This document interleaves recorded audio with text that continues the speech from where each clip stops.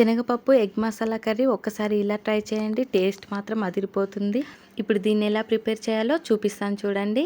First అయితే నేను 10 eggs తీసుకుంటున్నాను. దీనికోసమని ఈ 10 ఎగ్స్ని కుక్కర్లో వేసి వాటర్ వేసి కొంచెం సాల్ట్ వేసి మూత పెట్టేసుకొని 3 విజిల్స్ వచ్చే వరకు స్టవ్ మీద పెట్టేసుకుందాం. ఇప్పుడు దీన్ని పెట్టేసిన తర్వాత శనగపప్పు 2 గిన్నెలు తీసుకుందాం. ఈ పప్పును ఒకసారి కడిగిన తర్వాత మళ్ళీ వాటర్ పోసి స్టవ్ మీద పెట్టేసుకుందాం. ఈ పప్పు అయితే మరీ మెత్తగా కాకుండా మరీ పలుకుగా కాకుండా కరెక్ట్ కన్సిస్టెన్సీలో ఉడకాలి. ఎందుకంటే మరీ మెత్తగా ఉడికిపోతే కర్రీ టేస్ట్ రాదు. ఓకే, ఈ పప్పు మంచిగా ఉడికింది కదా. ఇప్పుడు దీన్ని పక్కన పెట్టేసుకొని ఎగ్స్ పొట్టు తీసి పెట్టుకుందాం. అలాగే 1 స్పూన్ అల్లం వెల్లుల్లి పేస్ట్, 4 ఉల్లిపాయలు సన్నగా తరిగి పెట్టుకోవాలి. 2 కరివేపాకు రెమ్మలు కూడా తీసుకుందాం. ఇప్పుడు స్టవ్ ఆన్ చేసి బౌల్ పెట్టుకుందాం. ఈ బౌల్ హీట్ అయిన తర్వాత దీంట్లో 2 స్పూన్స్ ఆయిల్ వేసి ఎగ్స్ వేసుకుందాం. ఇప్పుడు దీంట్లోనే 1 స్పూన్ కారం, 1/2 టీ స్పూన్ సాల్ట్, కొంచెం పసుపు కూడా వేసుకొని వీటిని ఆయిల్లో కొంచెం ఫ్రై చేసుకోవాలండి. బ్రౌన్ కలర్ వచ్చే వరకు ఇలా తిప్పుతూ ఫ్రై చేసుకోవాలి. ఇలా సిమ్లో పెట్టుకొని ఫ్రై చేసుకోవాలి. ఇవి మంచిగా ఇట్లా బ్రౌన్ కలర్ వచ్చిన తర్వాత ఒక గిన్నెలోకి తీసుకుందాం వీటిని. ఇప్పుడు ఇదే బౌల్లో 1 స్పూన్ ఆయిల్ వేసుకొని 2 ఇలాచీలు, లవంగాలు వేసుకుందాం. బిర్యానీ ఆకు, బండ పువ్వు కూడా వేసుకొని ఆనియన్స్ కూడా వేసుకొని ఫ్రై చేసుకుందాం.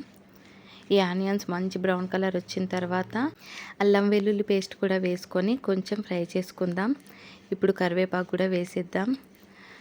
ఇవి ఫ్రై అయ్యే వరకు పప్పు వడపోసుకోవాలి. ఇట్లా వాటర్ని వేస్ట్ చేయకుండా ఒక బౌల్లో వడపోసుకోవాలి.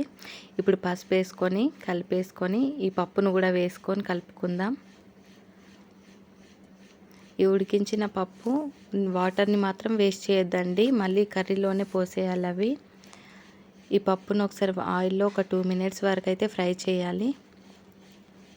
దీనిపైన ఒక 1/2 టీ స్పూన్ సాల్ట్ వేసుకొని ఒకసారి కలిపేసుకొని మూత పెట్టేసుకుందాం. ఒక 2 మినిట్స్ ఉంచిన తర్వాత మళ్ళీ ఒకసారి మూత తీసి చూద్దాం. ఇది ఆయిల్లో మంచిగా ఫ్రై అయింది కదా. ఇప్పుడు 2 స్పూన్ల కారం వేసుకుందాం. 1/2 టీ స్పూన్ సాల్ట్ వేసుకుందాం. ఇంతకుముందు సాల్ట్ వేసాం కాబట్టి తక్కువ వేసుకోవాలి. 1 స్పూన్ ధనియాల పొడి కూడా వేసి దీన్ని మంచిగా కలుపుకొని శనగపప్పు వడకట్టిన వాటర్ ఉన్నాయి కదా, అవి పోసుకున్న తర్వాత ఒక 1/2 గ్లాస్ వాటర్ పోసాను. అలాగే ఫ్రై చేసిన ఎగ్స్ కూడా వేసుకొని ఒకసారి కలుపుకుందాం. ఇప్పుడు 1 స్పూన్ కొబ్బరి పొడి, కొంచెం మిరియాల పొడి కూడా వేసుకొని ఒకసారి కలిపి మూత పెట్టేసుకుందాం. దీన్ని ఒక 3 మినిట్స్ ఉంచాలండి. 3 మినిట్స్ తర్వాత ఒకసారి చూద్దాం. చూడండి, ఇలా చిక్కగా రావాలి. ఇప్పుడైతే పైన కొంచెం కొత్తిమీర వేసుకొని ఇంకొక 2 మినిట్స్ వరకు దీన్ని సిమ్లో ఉంచేసేయాలి. పైన ఆయిల్ వచ్చేంత వరకు 2 మినిట్స్ తర్వాత చూడండి, ఇట్లా పైన ఆయిల్ వచ్చేసిన తర్వాత స్టవ్ ఆఫ్ చేసేయడమే. ఈ ఎగ్ కర్రీని ఎప్పుడు ఒకేలా కాకుండా ఇలా పప్పుతో కూడా ట్రై చేయండి, చాలా టేస్టీగా ఉంటుంది. ఈ వీడియో మీకు నచ్చినట్లయితే ఒక చిన్న లైక్ చేయండి.